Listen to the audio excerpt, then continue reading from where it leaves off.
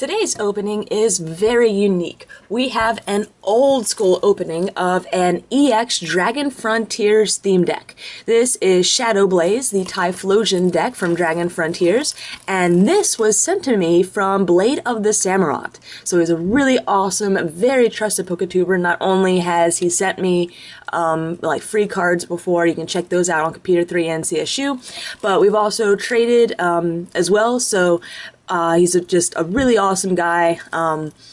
I can't really say too much more about him. Just go over and check his channel out. He's starting to really do a lot more stuff on his channel, so he could definitely use the extra support. So yeah, head on over there, check it out, and we're going to open up this theme deck. He actually sent this to me a few weeks ago, and he's been bugging me about, you know, going and getting this open. The week that I got it, I was terribly sick, and I was all congested and everything, and I'm like, oh, I really don't want to be coughing and hacking and whatever when I'm opening this awesome theme deck. And then all the Plasma Storm stuff came out, so then I was, you know, busy getting all those videos up. So now that the Plasma Storm rush is over, before I get trade binder updates moved over to TheCatsMeowth, I thought it'd be appropriate to have this opening go up. And I love opening old decks like this. This is, you know, the new decks are something, of course, but it's always kind of cool to see what the older things were like. Alright, so let me bring this behind the camera just so when I undo it I don't scratch everything up. Alright, ooh, coin. So we've got two things of damage counters, burn counters, poison, the whole shebang. Now they actually have it all consolidated into one. Oh, hey!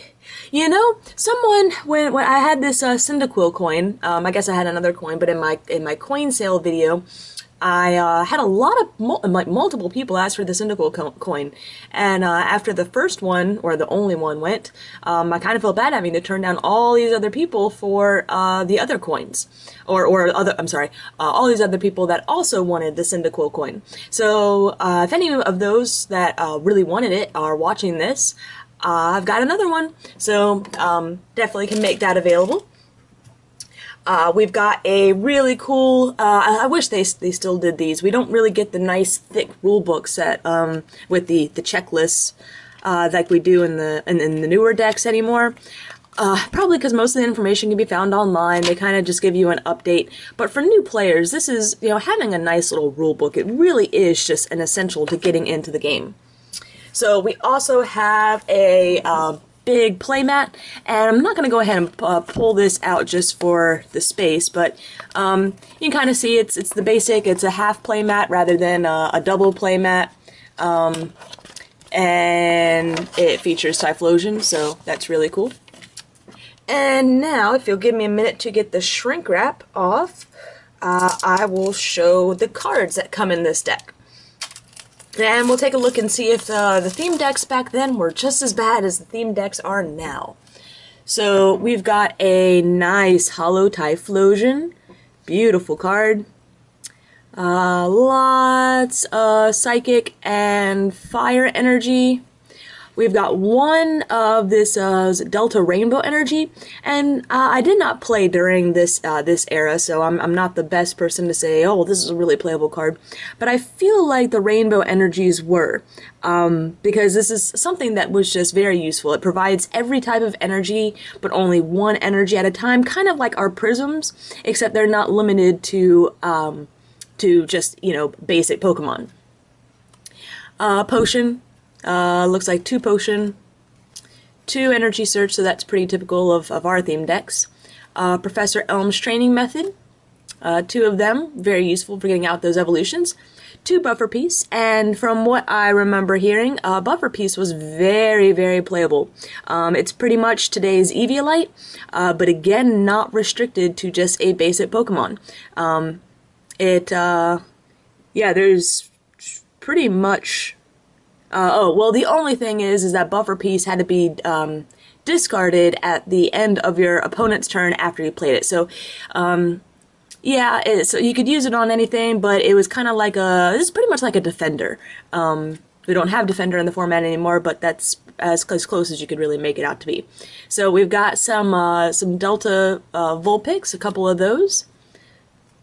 4 Delta Ralts, 2 Delta Curlia, 4 Delta Trapinch, 2 Delta Vibrava, those are rares in the set, 4 Ekans, 1 Arbok, 1 Lickitung, 4 Cyndaquil, 2 Quilava, and then the 1 Typhlosion.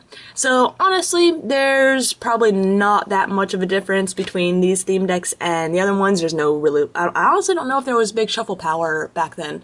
You have some search power with 2 Elms, but you really have no other way to get back in your deck. You've got these pyramid lines of Pokemon, and you know, pyramid lines just really aren't that effective in most cases.